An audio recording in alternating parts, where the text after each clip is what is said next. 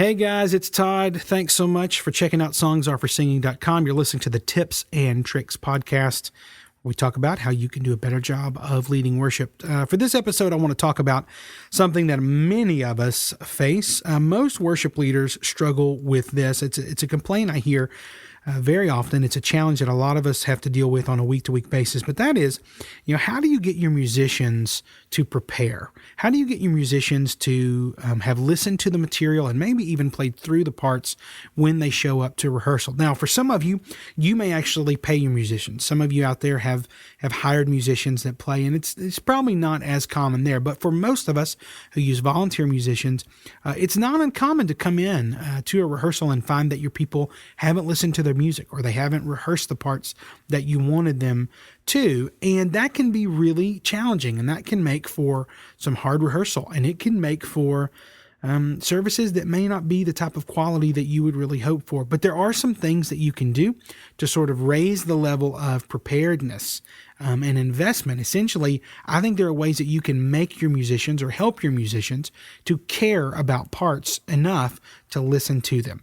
The way to do that, one easy way to do that, is to give parts early. Here's what I mean. Let's say that you have found a song that you just love, and you're listening to it, and you find that maybe the bridge section has a really neat drum beat, or maybe it's got a cool piano riff. There's some part of the song that you love. Let's just say piano riff. Hypothetically, the bridge has a great piano riff, and you decide as you listen to it, okay, this is one thing that we've got to do. I really want that. I think that is the hook of the bridge. I think it will help the bridge, and we gotta have it. Now, probably there's a whole other episode of a podcast I need to talk about why you shouldn't try to do 100% covers and try to do songs exactly like a CD, but that's not the point in this episode. But let's just say that that's the part. One way to help your musicians to prepare is to go ahead and give that part to your piano player long before it's ever in the set. And so you give that to the piano player and you say, hey, I'm going to be doing this soon, probably within the next month.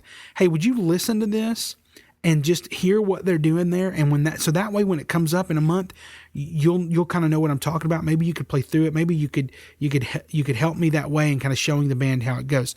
What that does is it is a non-pressure system. So you're not telling the piano player, I need you to have this by Thursday, or man, you got to know this thing by Sunday morning, or I want to do this tonight. I hope you can learn it. But it is a way of sort of gently, suggesting, hey, would you listen to this thing? And that's a great way to say, more than would you learn this part? Would you listen to this part? Would you think about this part? And then what you've done is you've now invited your piano player, in this case, to sort of be with you about this song. So they're going to be listening to this song long before you bring it to the team. And so there is a little bit of investment there. Now they know about the song. Now they're listening to it. Now they're thinking about it. And when you decide to show that song to the rest of the team in a month's time, you've already got somebody who thinks, oh yeah, this is that song that the worship leader was talking about. Now let me pause here. This sort of requires that you be ahead of schedule on planning music. And please hear me, you should be ahead of schedule planning music. I think that every worship leader should be at least a week ahead. It's great if you can be 2 weeks ahead, but for most of us, that's a little too hard. But if you can be a week ahead of your song planning, and then to even be maybe 3 or 4 weeks out from some specific thing. So you may not know what your set is in a month, but you may go ahead and put in the schedule, okay, this is the song I want to do. I want to do it next month. This is the day I want to do it. Because then you're already filling up your set and you're inviting the musician to kind of help you in that way and to know it. And I'll tell you, in that setting, your piano player would show up and be more prepared probably than normal. Now, you can't do this with every song all the time, but this is a good way over time to invite your musicians to join you in thinking ahead of time about what they're going to play and what things make songs stand out. It's not rude, it's not rushed, it's not domineering.